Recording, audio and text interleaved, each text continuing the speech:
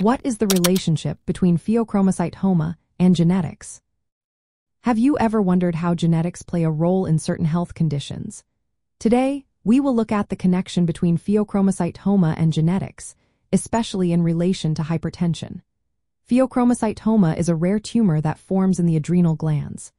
These glands produce hormones called catecholamines, which include adrenaline.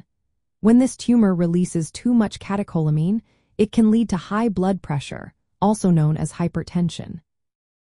Now, let's talk about the genetic aspect. Research shows that pheochromocytomas are often linked to inherited mutations in specific genes. At least 10 different genes have been identified that can increase the risk of developing pheochromocytoma or related tumors known as paragangliomas. Some of these genes include RET, which is associated with multiple endocrine neoplasia type 2, and VHL, which is linked to von Hippel-Lindau syndrome. Other important genes are NF1, which relates to neurofibromatosis type 1, and several succinate dehydrogenase subunit genes. These include SDHA, SDHB, SDHC, SDH, and SDHAF2.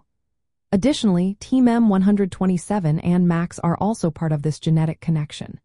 Mutations in these genes can make a person more likely to develop pheochromocytomas, often as part of familial syndromes.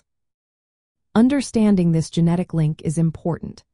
Pheochromocytomas that are connected to hereditary syndromes tend to have a higher chance of returning after treatment. They can also cause ongoing hypertension even after the tumor is surgically removed. This means that individuals with a family history of these tumors may need to monitor their blood pressure and catecholamine levels throughout their lives. When it comes to hypertension, the high blood pressure caused by pheochromocytoma can be either continuous or intermittent.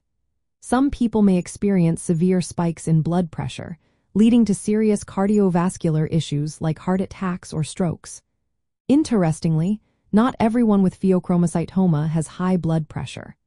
About 10% of patients may have normal blood pressure despite having the tumor.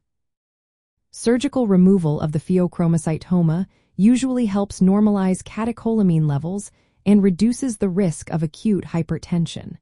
However, it does not always completely resolve hypertension. Some patients may have other underlying causes of high blood pressure that are not related to the tumor. In summary, the relationship between pheochromocytoma and genetics is significant for understanding hypertension in affected individuals. Genetic mutations can increase the likelihood of developing pheochromocytoma and influence long-term blood pressure management. Recognizing this connection helps guide treatment and follow-up care for those impacted by this condition.